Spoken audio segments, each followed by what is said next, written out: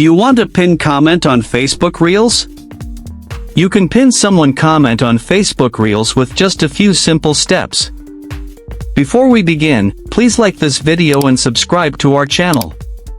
I've also included some helpful tools and apps in the description, so be sure to check them out. To pin a comment on Facebook Reels, first, open the Facebook app on your mobile device. Once you're on Facebook, go to your profile by tapping your profile picture.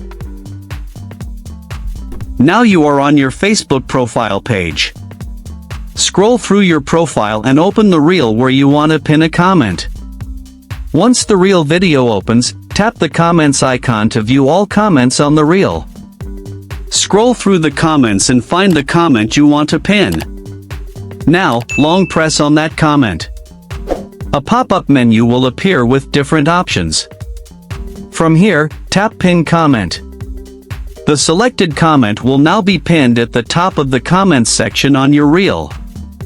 You can unpin or change the pinned comment anytime by repeating these steps.